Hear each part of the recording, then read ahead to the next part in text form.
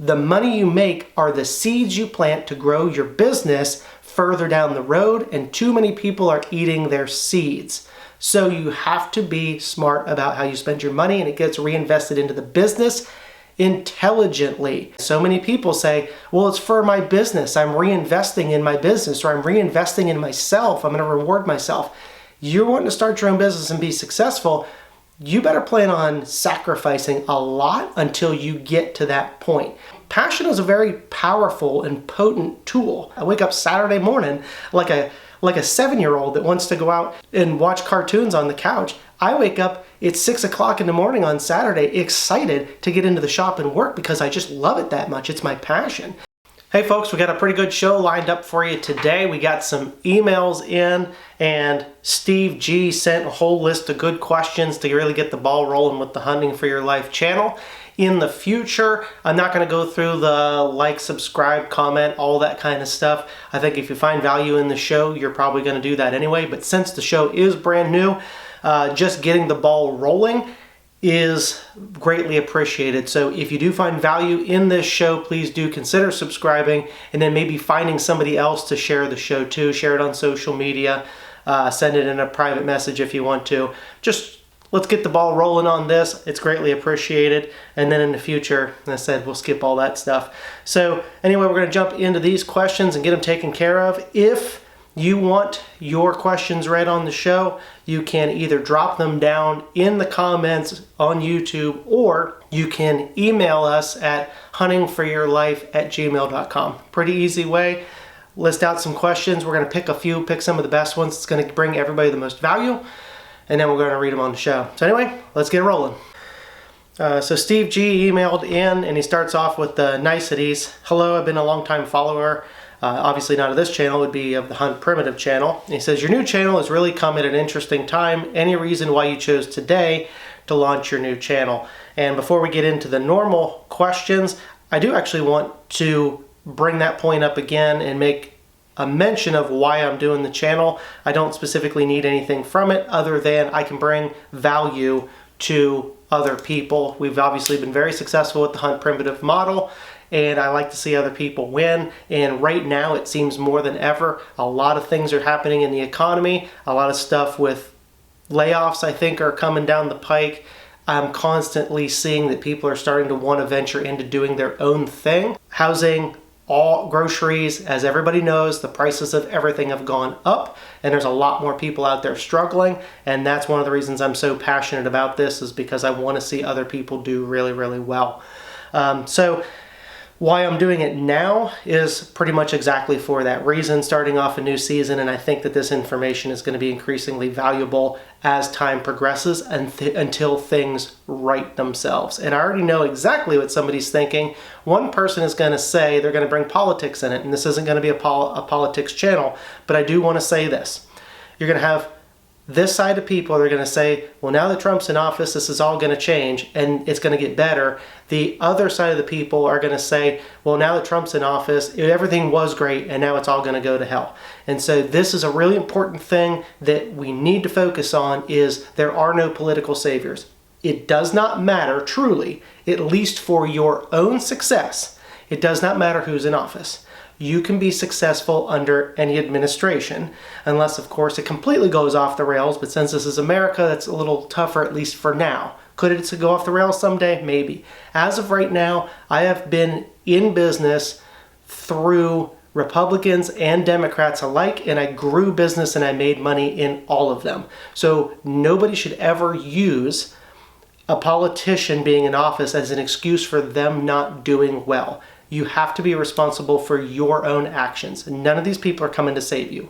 You are responsible for your own safety and success, and you are also responsible for your family's success.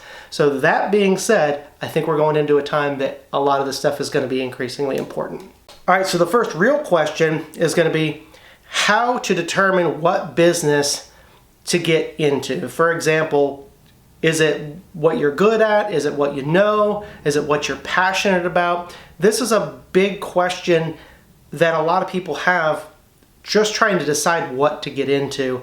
And if you pursue your passion, you may end up going off the rails because it's something you're passionate about, but there may not really be any money in it. However, I'm a great example in this. I was passionate about primitive archery and primitive hunting, and everybody said you can't really make a business out of that, and look at where we are now. So it does take a little bit of thought, because if you are passionate about something and there's really nowhere to take it, then of course you're already putting yourself back into a corner. But if you get good enough at it and you find a way to leverage some attention off of that and get other people interested in it as well, then you can be very successful. So I wouldn't specifically say, no, don't follow your passion.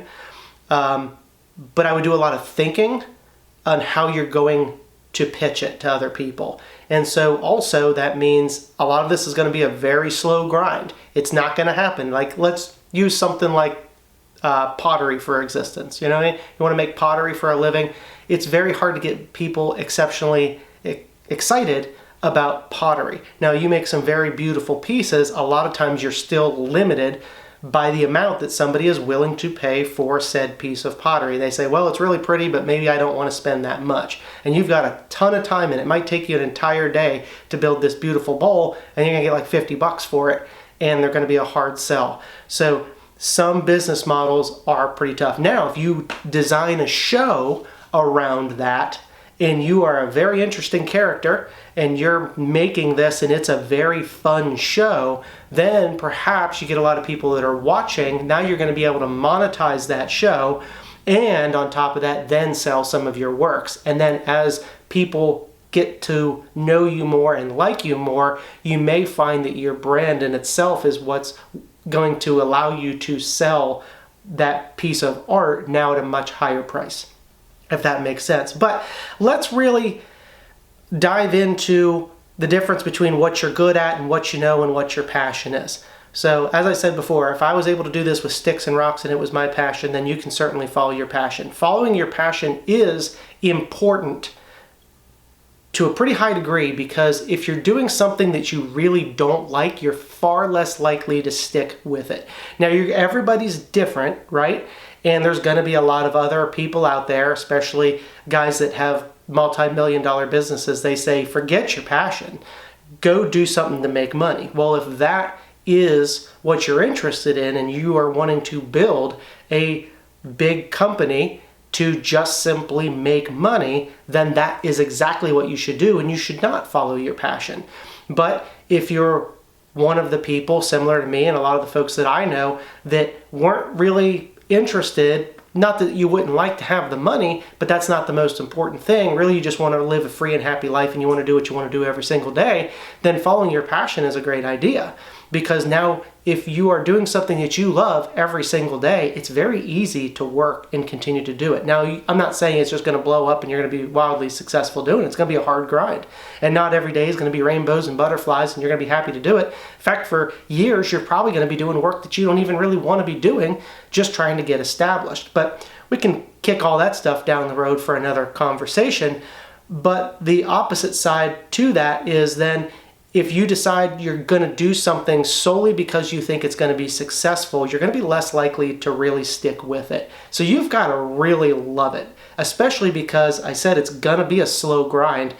And just about anything you do is going to be a slow grind. So if you are really focusing on, well, I think this is going to make me money, then you do a little bit of it for a while and it's not working, you have no passion, you're going to quit it. So you're basically, it's like starting a board game and then getting just a little ways into it and saying, you know what, never mind, I don't like this one. You start it completely all over again and reset, and you're constantly going back to the beginning.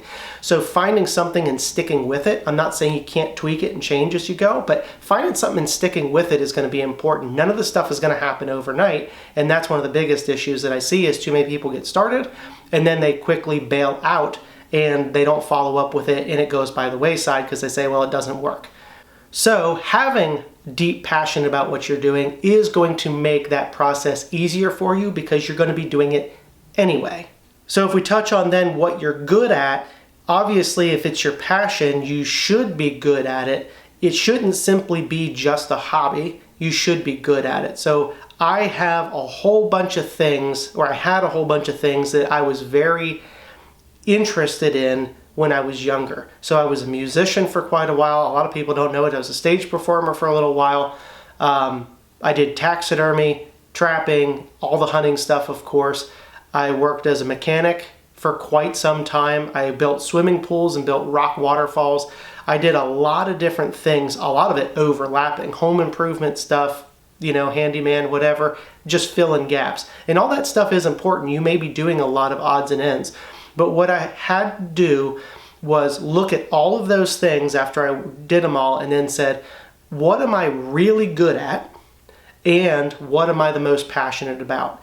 And by combining those things, that's the direction that I really found to go. So great example was back before 2008, the big crash in 2008, I was working for a swimming pool company. So we built swimming pools. That's where my dad worked. I went to go work at the same place that he did. And he was the guy that built like rock waterfalls. Some of the stuff was big stuff, like even at Disney World kind of scale. And so I took after that. I had the artistic ability to take all these rocks and align them and make water flow where I wanted to. And I love the artistic side of it. And that was something that I was good at.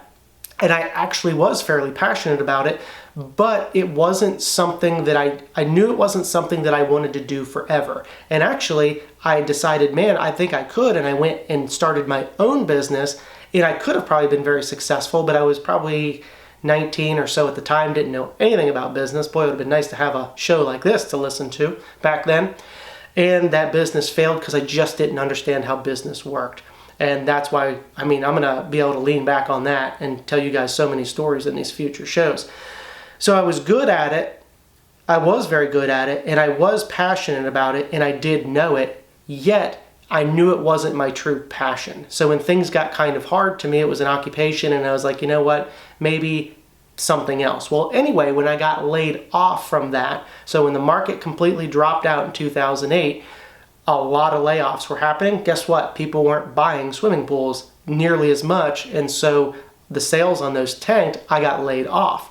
So in that amount of time, I started making my stone knives, and I was already making bows, but I was selling them absolutely just dirt cheap, and really they weren't, nothing in that was very good anyway. And I specifically remember somebody saying, you know, someday you may be doing this for a living. And I thought, man, that would be nice, but nobody would ever, you know, you can't make a living doing this kind of thing. And I was just doing it to get by. But I was passionate about it. And then once I started to see just the smallest amount of success, then it gave me enough fuel to say, I really just don't want another job. I am so passionate about this. I want to stick with this, and I want to make this work. And I had no idea how to do it, but I got so determined, and I knew I was good at it. I knew I was a good hunter. I'd been hunting ever since I was a kid. I shot my first hog at age 7, first deer at age 8, and I was always in the outdoors. I always had a knack for building things. I just knew this is something I was going to be very, very good at. And both the hunting and the building, and man, was I passionate about it. I loved, even when I worked at the pool company, behind where the office worked, the guy that owned the complex owned about 20 acres of woods behind the complex. So I would go to work and I would bring my bow and stuff with me, and then I would, after work, I would go out into the woods and I would hunt. And that was something I just lived for doing that. I lived to get off work and go into the woods and hunt. So now another thing to consider is you're going to have some people saying, don't do what you're passionate about. Don't make a business around your hobby because you're going to ruin your hobby. Okay, there are people like that. They're going to specifically say, this is my hobby. If I did it every day, it wouldn't be my hobby and I wouldn't have fun. Now, I specifically remember being in those woods and hunting after, just saying, man, I wish I could just do this. If I didn't have to do all the other stuff, I could be at home building these bows and building these arrowheads. I want to do this. So a hobby and a passion are two different things. Hobbies are something that you do for enjoyment for a little bit of time, but you're not deeply passionate about. If you actually can build a business around your passion, then as they say, and I truly believe, you never really work a day in your life.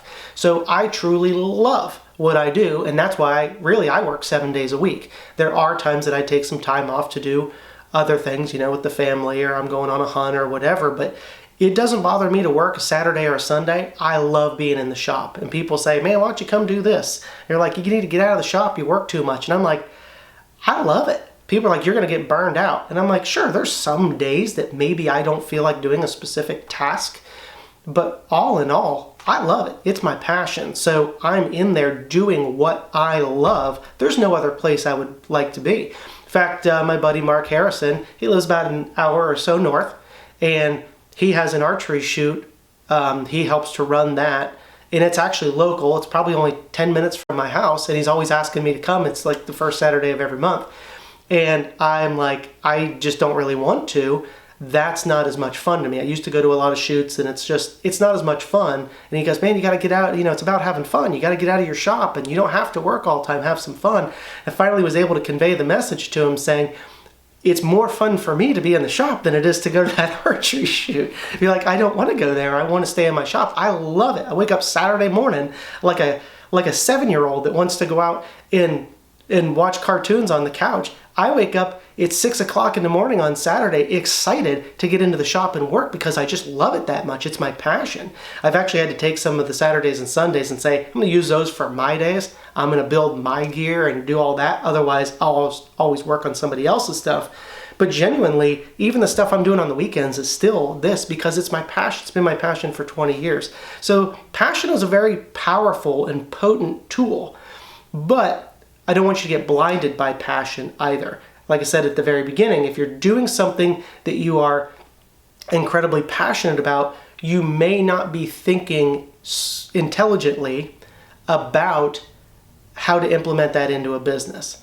And that's where, especially like this show, we're going to be able to tweak that and say, you don't only do it because you love it. It also has to make sense. There's other things that I love to do, but I can't really do them at a certain scale because, like, example, I like making primitive pottery. I think it's great. But there's other things that I can do. If I want to do that, I'll do it on Saturday or Sunday and I'll do it for myself. But I find the things that do work that I'm passionate about, and that's what I build the business around. And like I said, you can monetize your content, you can create a channel. There's so many different avenues of ways that you can still bring in more income. And of course, as the show progresses, we'll be able to cover so many of those. But at least that gets us going on question number 1, being able to choose, is it something you're good at? Is it something just to make money? Is it something that you know and it's about what your passion is? I would say, again, pick something that you are passionate about doing that you will stick with no matter what, but you're going to have to just be a little thoughtful about it. Okay, last question for today, and then we're actually going to carry his over into the next episodes. But his question number 2, so question number 1 obviously went pretty long because there's a lot of different facets to that. Question number 2 is limited capital issues. So how do you deal with that? So for the people who don't understand that lingo, capital is just money. So limited capital means you have limited money to invest in it. And that's something that I definitely had to deal with when I got started. I was in the hole. I certainly didn't have any money. And I see a lot of people make 2 big mistakes, 3 big mistakes, but one specifically is they go and borrow money or beg for money or whatever. They're looking for money for a startup because they think they can't start it from zero themselves, and that's a big mistake. So if you go easy come, easy go, you get somebody else's money, you take a loan out or whatever, now you're already in the hole, whether you default on that and never pay it back, which then gives you a really bad reputation, hurts you in the long run, or you get the free money and easy come, easy go. As soon as it gets hard, you're going to quit. So if you have limited capital, one of the biggest things that I would ever say is do not try to go get a business loan, because when it fails, you're going to hate it and you're going to quit, and now you're in the hole even further. The next biggest mistake is that when people do get a little bit of money, they blow it all. So we'll cover that one in another few minutes, but how to get capital is what's just called bootstrapping it. So this means you're going to do whatever it takes to start this business and get the money on your own. When you start getting creative, it starts also building a business mind. So if you need money to start, okay, let's just say you need a little bit of equipment, you need a little bit of something, maybe you just need gas money to get where you're going. The best thing to do is to bootstrap that. See if you can pick up some overtime work, see if you can do some odd jobs for somebody, save money. Maybe you have something at the house that you're not really excited with anymore. Maybe it was an old hobby. You can sell that and get that money and then get that little piece of equipment or something that you needed to get started. But if you're trying to jump full in to, let's just say you wanted to open a storefront's really a hard idea, but let's just go down that path. If you're like, okay, well, I need to get a loan and a business loan, I'm going to do all this, my brother's going to lend me some money, my uncle's going to do this, and then you open this store and you stock it with all of this stuff now, and you've got this, oh, if I build it, they'll come. You build that, nobody shows up.